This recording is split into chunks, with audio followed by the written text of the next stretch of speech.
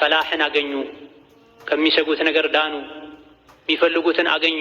የተኞቹ ሰጋጆች الذين هم في صلاتهم خاشعون ሶላታቸው ውስጥ ኹሹዕ ያላቸው በጥሞና ባስተውሎት የሚሰግዱ ሰጋጆች ናቸው የሚድኑት።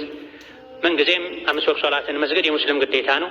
ረመዳን ላይ አሽሩ ዘል ሒጃ ላይ ደግሞ የበለጠ ወደ አላህ ለመቃረብ ሲባል ሶላቱን ማሳመር ይገባል። በወቅቱ መስገድ፣ ቀብልያ ባዕድያ መስገድ፣ በጀማዓ መስገድ፣ አወል ሶፍ ለመስገድ ጥረት ማድረግ፣ ከፈርዱ በተጨማሪ ሱና ሶላቶችን ቀብልያውን፣ ባዕድያውን፣ አዱሓውን፣ የምሽት ሶላቱን ልቅ የሆነ ሶላት በማይከለከልበት ወቅት 2 ረካ ሶላት መስገድ ይቻላል እና ዙል ሒጃ 10 ላይ ልናበዛቸው ከሚገቡ የዒባዳ አይነቶች አንዱ ሶላት ነው።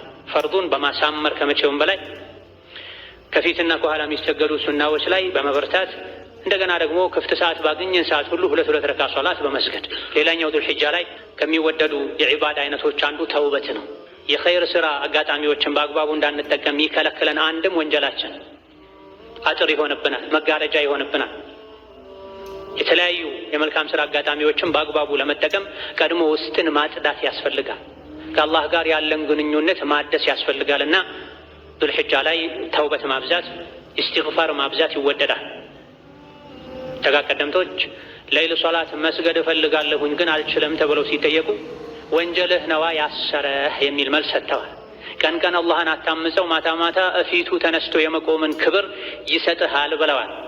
ወንጀል ሌሊት ሶላትን ከከለከለ ሌሎችንም ኸይር ስራዎችን ይከለክላል፣ ከአላህ ያርቃል፣ ወደ ሸይጣን ያስጠጋል፣ ገፍላ ውስጥ እንዲገቡ ያደርጋል። የተለያዩ የመልካም ስራ አጋጣሚዎችን እያዩ እንዳላዩ ለማሳለፍ ሰበብ የሚሆነው አንድም በወንጀል ብዛት ምክንያት ቀልብ መድረቁን፣ አኺራን መዘንጋቱን። ስለዚህ ዙል ሒጃ ላይ ሌሎችም የመልካም ስራ አጋጣሚዎች ላይ ሊሰሩ ሊተኮርባቸው ከሚገቡ ነገሮች አንዱ ተውበት ነው። በልብም በቃልም በተግባር ተውበት የሚደረገው በአፍ ብቻ ሳይሆን በልብም ጭምር በአቋምም ጭምር። የተለያዩ አላህ የሚጠላቸው ነገሮች ካሉ እነዚያን ማስወገድ። ጊዜውን በወንጀል የሚያሳልፍ ሰው ለኸይር ጊዜ አያገኝም። ኸይሩን የሰራውም እንደሆነ ጣዕም አይኖረውም፣ ጉጉት አይኖረውም። ወከዛሊክ ዙል ሒጃ 10 ላይ ልናበዛቸው ከሚገቡ ነገሮች አንዱ ዚክርና ዱዓ ነው። ምንጊዜም ዚክር ይወደዳል። ከትልልቅ በጣም ብዙ ትርፍ ካላቸው መልካም ስራዎች አንዱ ዚክርና ዱዓ ነው። ስብር ብሎ ዝቅ ብሎ አላህን መለመን፣ አላህ እንደሚሰጥ እርግጠኛ ሆኑ። እኛ ከአላህ ፈላጊዎች እንደሆነን ያለ አላህ ምንም አቅም እንደሌለን ማመን። ዱዓ የሚለው ሐሳቡ በራሱ አላህን ከፍ ራስን ዝቅ ማድረግ ስለሆነ ዒባዳ ነው። የተቸገረ ሰው ብቻ አይደለም አላህን መለመን ያለበት። ማንኛውም ሙስሊም በአላህ የሚያምን ሰው አላህን መለመን አለበት፣ መጠየቅ አለበት። ምን ጠይቀው የዱንያ ሓጃ ብቻ አይደለም፣ ትልቁ ሓጃ የአኺራ ሓጃ ነው። አላህን ተባረከ ወተዓላ ማስታወስ፣ ዱዓ ማድረግ የህይወት ዒባዳ ነው። በየቀኑ በየሌሊቱ ዘውትር አላህን ተባረከ ወተዓላ ልንማጸነው ልናስታውሰው ይገባናል። ጌታ አላህ በተከበረው ቃሉ ኡትሉ ማ ኡሕየ ኢለይከ ሚነል ኪታቢ ወአቂሚ ሶላህ ኢነ ሶላተ ተንሃ ዐኒል ፈሕሻኢ ወልሙንከር ወለዚክሩላሂ አክበር ወላሁ ያዕለሙ ማ ተስነዑን ብለናል። አንተ ነቢያችን ሆይ፣ አንተ አማኝ ሆይ ወደ አንተ የወረደውን ዋሕይ ቁርአንን አንብብ፣ ህጉንም ተከተል፣ ተግብረው። ሶላትን አስተካክለህ ስገድ፣ አሟልተህ ስገድ። ሶላትን አስተካክሎ መስገድ ከወንጀል አላህ ከሚጠላው ስራ ከጸያፍ ነገር ያርቃል፣ ይጠብቃል። ወለዚክሩላሂ አክበር፣ በሶላት ውስጥ አላህን ማስታወሱ ደግሞ ከሶላቱ ከራሱ ይበልጣል ብሏል። የሶላቱ አንዱ ዓላማም አላህን ተባረከ ወተዓላ ማስታወስ ነው። ሐጁም አላህን ለማስታወስ ነው። ጾሙም አላህን ለማስታወስ ነው። ሴት ልጅ ሒጃብ ማድረጓ፣ ከወንጀል መራቋ፣ ሸሪዓን መተግበሯ፣ የተለያዩ የሚደረጉ ነገሮችን ማድረጓ፣ የሚከለከሉ ነገሮችን መተዋ፣ ማንኛውም ሙስሊም ይሄን ማድረጉ ዓላማው አላህን ማውሳት ነው። ሰዎች ወንጀል ላይ የሚወድቁት አላህን ማስታወስ ሲረሱን ሲተውን፣ ከወንጀል የሚታቀቡትም አላህን አስታውሰው ነው። ወአቂሚ ሶላተ ሊዚክሪ ብሏቸዋል ሙሳን ዓለይሂ ሰላም። ፈዕቡድኒ ተገዛኝ፣ አምልከኝ፣ ሶላት ስገድ እኔን ለማስታወስ ብሏቸዋል። ነቢያት እንኳ አላህን ተባረከ ወተዓላ በሶላት እንዲያስታውሱ ታዘዋል። ወዛኪሪነ አላህ ከሲረን ወዛኪራት አዕደ አላሁ ለሁም መግፊረተን ወአጅረን ዐዚማ የሚል አንቀጽም አለ። በብዛት አላህን የሚያስታውሱ ወንዶች፣ በብዛት አላህን የሚያስታውሱ ሴቶች አላህ ተባረከ ወተዓላ ምህረትን፣ ትልቅ ምንዳን፣ ጀነትን አዘጋጅቶላቸዋል ይላል። ከጀሀነም ከሚያድኑ ጀነት ከሚያስገቡ መልካም ስራዎች አንዱ ዚክር ነው፣ አላህን ማውሳት ነው። ዚክር ሁለት አይነት ነው። የምላስ የቃል ዚክር አለ፣ የልብ ዚክር አለ። ሌላኛው ደግሞ የተግባር ዚክር አለ። ሶላቱ፣ ጾሙ፣ ሐላል ሐራምን አውቆ የሚቻለው ማድረጉ ማይቻለውን ከማድረግ መታቀቡ በራሱ ዚክር ነው። ሙስሊም በማንኛውም ጊዜና ሁኔታ ላይ ዚክርን ሊያዘወትር ሱብሓነላህ ወልሐምዱሊላህ ወላ ኢላሃ ኢለላህ ወላሁ አክበር ሊል እስትግፋር ልናደርግ ሶላት ዐለ ነቢ ልናበዛ ይገባናል። ንግድ ነው።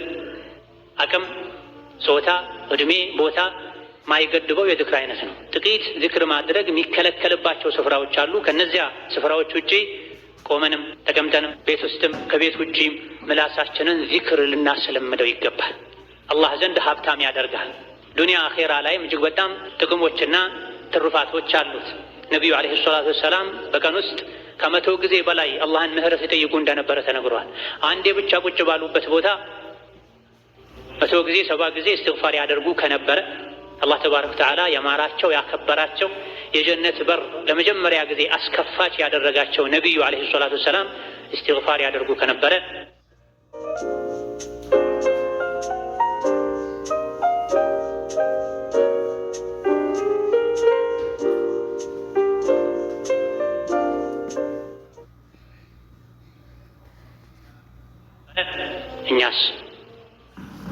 እኛስ ደካሞች አውቀንም ይሁን ሳናውቅ ብዙ ነገር የምናጠፋ ሰዎች፣ ሸይጣን ስሜታችን የሚጫወትብን ሰዎች፣ ከመልካም ስራችን ይልቅ ወንጀላችን ሊያመዝን ሊበልጥ የሚችል ሰዎች በብዙ እጥፍ ከሳቸው በብዙ እጥፍ እስትግፋር ያስፈልገናል።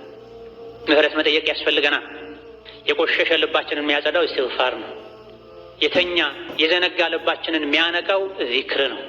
ነቢዩ ዓለይሂ ሰላቱ ወሰላም ለዚክር ሲያነሳሱ ከተናገሯቸው ድንቅ ንግግሮቻቸው መሃል አንዱ ከሊመታኒ ኸፊፈታኒ ዐለ ሊሳኒ ተቂለታኒ ፊል ሚዛኒ ሐቢበታኒ ኢለ ረሕማኒ ሱብሓነላሂ ወቢሐምዲሂ ሱብሓነላሂል ዐዚም ብላ ቡኻሪ መጨረሻ ላይ የዘገቡት ሐዲታቸው ነው።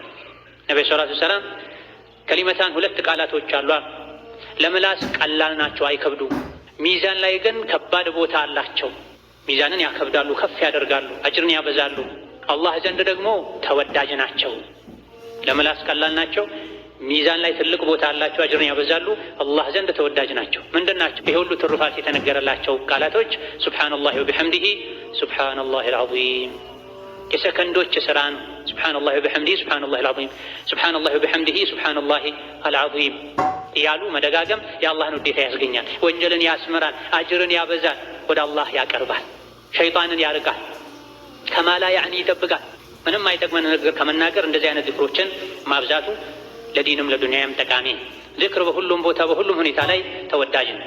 የበለጠ ደግሞ ዚክር ዱዓ አስፈላጊ የሚሆንባቸው ወቅቶችና ጊዜያቶች አሉ። ከዚህም አንዱ የዙል ሒጃ 10 ቀናት ናቸው።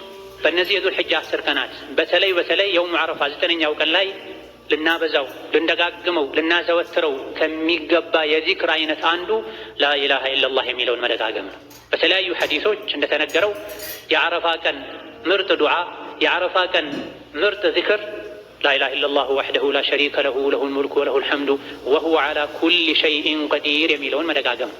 ይሄ ተውሂድ ነው። ተውሂድ የጀነት ቁልፍ ነው። ያለ ተውሂድ ጀነት መግባት የለም። ያለ ተውሂድ ከጀሃነም መዳን የለም። ያለ ተውሂድ የአላህን ፊት ማየት የለም። የተውሂድን ቃል ላኢላሃ ኢለላህን ማዕናውን መረዳት፣ በልብ ላይ እውነት ነው ብሎ አምኖ መቀበል፣ ማጽናት፣ ቋጥሮ ማስቀመጥ፣ በምላስ መደጋገም ያስፈልጋል። በተግባር ሽርክ የሚባለውን አደጋ መርዝ መራቅ ያስፈልጋል። ላኢላሃ ኢለላህ በአፍ ብቻ ስላሉ ጀነት አይገባም። ላኢላሃ ኢለላህ ምን ማለት ነው? ላኢላሃ ኢለላህ ምን ይከለክላል?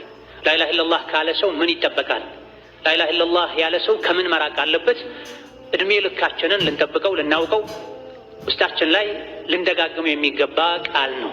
ከዱንያ ሲወጣ መጨረሻ ቃሉ ላኢላሃ ኢለላህ የሆነለት ሰው ጀነት ገባ ብለዋል ነብዩ ሰለላሁ ዐለይሂ ወሰለም። መጨረሻ ላይ ከዱንያ ስንወጣ የሰከራተል መውትን መከራ ስካር ተቋቁሞ ላኢላሃ ኢለላህ ማለት የሚቻለው በህይወት ላይ በተደጋጋሚ ላኢላሃ ኢለላህ ካሉ ነው። ላኢላሃ ኢለላህን ልብ ላይ ካኖሩ ነው። ላኢላሃ ኢለላህን በተግባር ካዋሉት ነው። የላኢላሃ ኢለላህን ተቃራኒ ከራቁ ነው። ላኢላሃ ኢለላህ ምላስ ከለመደው ነው። ላኢላሃ ኢለላህ ለአፍ ከጣፈጠ ነው።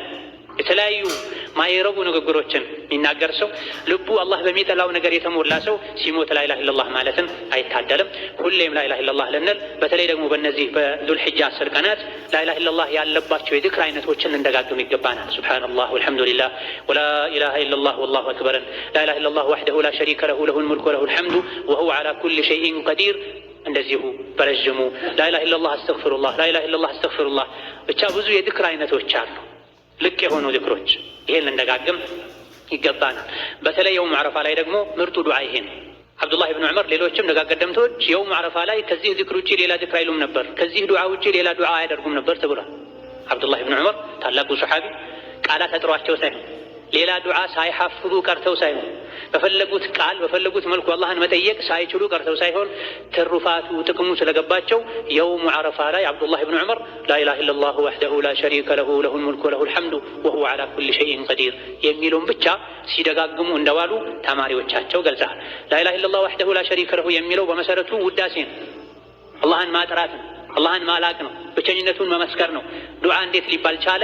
አላህን ተባረከ ወተዓላ ማጥራቱ ውስጡ ላይ ዱዓ አለ። ጌታዬ ሆይ አንተ ነህ ሁሉን ነገር ማድረግ ምችል፣ ያላንተ ማድረግ የሚችል መስጠት የሚችል መርዳት የሚችል የለም። እኔ በአንተ ብቻ ነው ማምነው፣ የዱንያ የአኼራ ሐጃዬን አንተ አውጣልኝ ማለት አላህን ማላቅ ውስጡ ላይ አላህን መጠየቅ አለበት። እኛ አላህን ስናልቅ ስናወድስ የእኛን ሐጃ የእኛን ጉዳይ አላህ ተባረከ ወተዓላ ይፈጽማል። ከዚህ በተጨማሪ የተለያዩ የዚክር አይነቶችን ከማብዛት ጋር በተለይ የውም ዓረፋ ላይ እጅን አንስቶ ልብን ሰብስቦ ዱዓ ማድረግ ይወደዳል፣ ያስፈልጋል። የዓመቱ የዱዓ ቀን ነው። ሁሌም ዱዓ ተሰሚነት የሚያገኝ ከመሆኑ ጋር ልዩ የዓመቱ የዱዓ ቀን የውም ዓረፋ ነው። ኢብኑ አብድልበር ሌሎችም እንዳሉት የውም ዓረፋ ቀን ዱዓ አብዛኛውን ጊዜ አይመለስም፣ ይሰምራል፣ ይጸናል ብላ። የውም ዓረፋ ዱዓ ሙስተጃብ ነው ብላ።